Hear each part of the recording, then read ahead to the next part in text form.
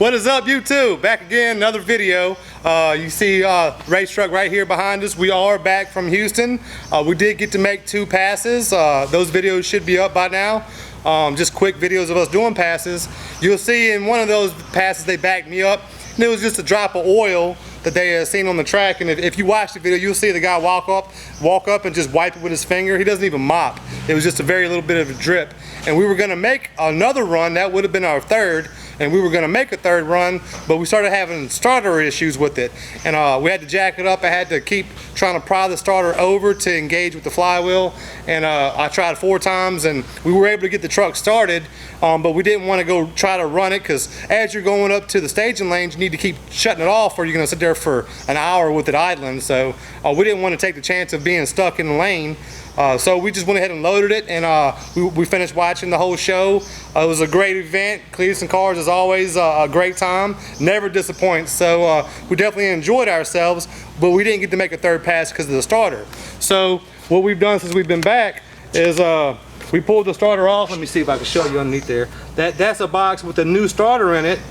You ain't gotta lift it up. But what's going on, we didn't put it on yet because there's supposed to be a bracket that holds the back of the starter straight. It holds it in line with the motor. Now, we never had the bracket when we got this motor. It wasn't on this motor, but let me see. This is the old motor, so I could probably show you. The starter actually bolts right here in these holes, and then this should be a spot for the bracket. Now you can see that's actually like a seal, a plug for coolant or something. Not exactly sure what that plugs, but it's not a hole where you would think you would put a bracket at. So we didn't know anything about it, did we? No, we didn't. So over us having these starter issues, me speaking to a few people, they said, oh, you're supposed to have a bracket on there. So we looked on Summit. I think Philip might have found one. Yeah, I did. So we do have a bracket coming. I don't want to go ahead and put the new starter on without the bracket, because I think we're going to have the same exact issue. So that's what we're waiting on, to do some more driving, some more racing, and that's why we only made 2 full passes at the track. But as y'all can see in the back of the truck, we did have some stuff come in as we were while we were out of town in Houston. So we do have new parts. But obviously the first thing is we have to get the starter on and make sure she's starting. Look at them.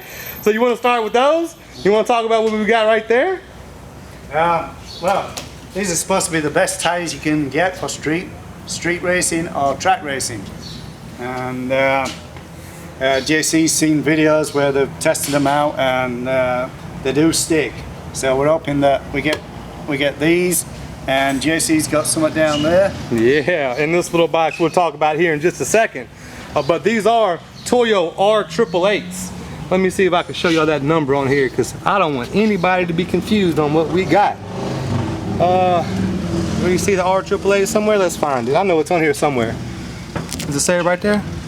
There we go. Let's see. There we go. Toyo R888Rs. So these are supposed to be the best hooking street tires you can buy. And I've seen them on 1,000 horsepower Corvettes dead hook first gear on a street. So I know by watching all the YouTube videos I see how well these tires work. Now this is not a drag slick. It's not a radial slick. It is a street tire, but it's extremely sticky. I mean, if y'all can feel this, I know you can't on camera, but this is very sticky compound. So what our plans are, or we're gonna get the starter on here, make sure she's running good, and we're gonna go ahead and show y'all the difference. We're gonna make a video of how these tires act, how it drives, how whenever I drop a gear and get on it, it wants to switch lanes on me. So we're gonna go ahead and just basically tear these tires up, then we'll put them on and we'll go do a few hits and show you all the difference, how much more hooking and traction we have with those tires. But what's in this little black box back here is also going to help with that. So as y'all can see, these are some new Hedman headers. We went ahead and got a new set of headers. This is a new steering shaft. So we have a stock steering box on it and all that right now, but we want to go ahead and put a rack and pinion on this. So we went ahead and got the steering shaft for it. Now we can use this on what we have now, but mainly this is going to be for the rack and pinion when we get rid of the stock gearbox. But let's go into this box. So in this box here, now y'all may know that we went ahead and had our rear end see the cover painted. We took that off and we had the gears welded together to make PosiTrack, to make both tires spin. But this, you take that out, and this is the proper way to do it. This is called a spool.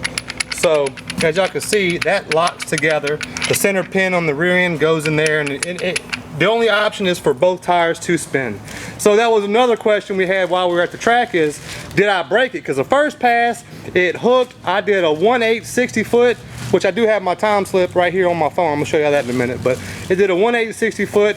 My head actually slapped the glass. I wasn't expecting it. Whenever it took off, my head snapped back and hit the back window right there. But we need to get some GoPros inside it so we can show that reaction too. We need to get GoPros all the way around it. Right, and we had the drive shaft custom painted spirally so we can see that spinning. Right. That's another spot we need to put a camera. But we'll do that. But it did make me hit my head on that back glass right there when it took off the first pass. Second pass, it just spun.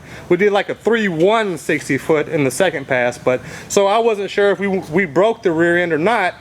Now, before we loaded it, we did spin the tires a little bit with it off the ground on the jack, and whenever I was loading it, I just kind of wrapped it a little bit, and I could tell that both tires were still spinning. But we went ahead and wanted to eliminate that as an issue, so we ordered us a new spool, new tires, new headers, and a steering shaft. And we do have some more stuff coming, but we'll let you know what that is when it gets here, because we definitely want to show you. We don't want to just talk about it, but we have some more stuff on this way. So that's what we have here. Oh yeah. That is a fuel cell too. So when we first got this truck, it came with a stock brand new fuel tank and sending unit.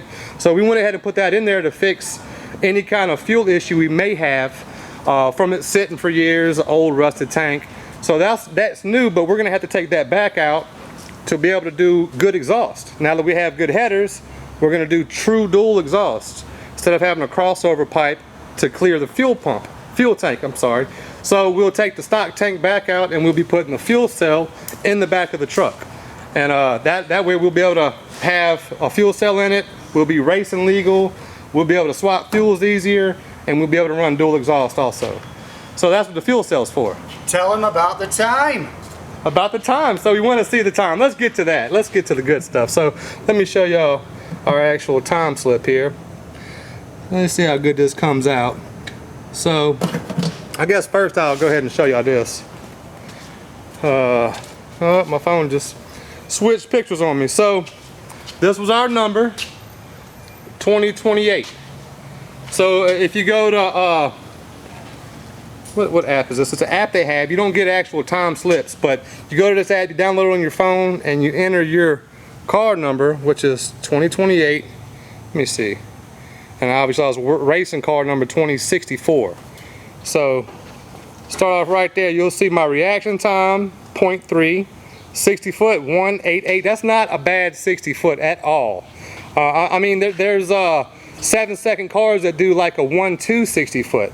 So we're not too far off at a 1.8. But you see our eighth mile was a 8.4, and our quarter mile was a 13.05. Not a 13.9 or nothing. That's a very low 13 at 108 miles an hour.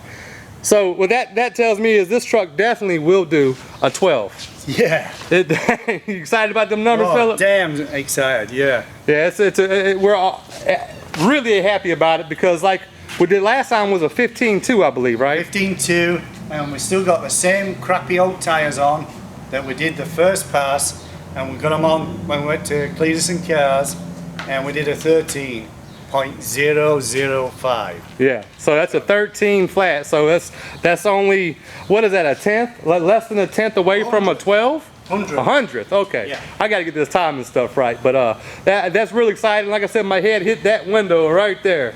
So whenever I launched, my helmet, bam, right in my glass. And I honestly laughed to myself. I was like, oh my goodness, because I wasn't expecting it at all. It kicked me pretty good. I loved it. So I can't wait to put the spool in it and get them tires on it and get this thing to crank every time we turn the key. Yeah, definitely. That's the most important thing, is getting it to crank without any grinding or any adjustment. One touch and we need to go. Right. So let me show them this. So this, I'll go ahead and just show y'all since I have it pulled up, but this is our second pass. You see my reaction time was even better with a 0.29 But you see my 60 foot went to a 3.1. And let me switch back. A 1.8 on the 13-second pass and a 3.1. And this pass was, let me see, a 16.0 at 95 miles an hour. So you could definitely see that we were spinning. That 60 foot shows you that we were just spinning. And I honestly thought that we broke the posi track and maybe one tire was still wet from the burnout. But like I said, we checked it and it still is spinning. But we're not gonna mess around. We're gonna go ahead and put a spool in it so we don't have to guess no more. The only thing that'll happen next is we'll maybe break an axle or something. But we will definitely be spinning both tires, and them tires will definitely make it hook way more. So we're excited about what we have, what we got in, and we want to go ahead and put out this video and show y'all that we are back, obviously from Houston, and we're back to work, and we're working on the truck in between all of these customer vehicles. We were real busy. We were working on the truck a lot to make it to Houston, so we got backed up on some customer cars. I had a few big jobs to do. I had to do an engine in the Jaguar. I had to drop a cradle in an X5 BMW just for an oil pan. Isn't that funny?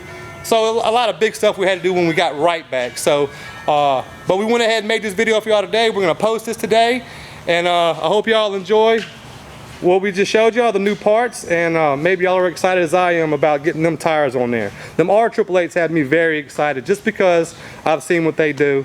And I know that we don't have anywhere as close to 1,000 horsepower yet, so those should be really good for us. But with that being said, like, share, subscribe, give me a thumbs up on the video if you enjoyed it. If not, thumbs down, whatever you feel. But just share, comment, and subscribe. Until next time, we'll see y'all soon.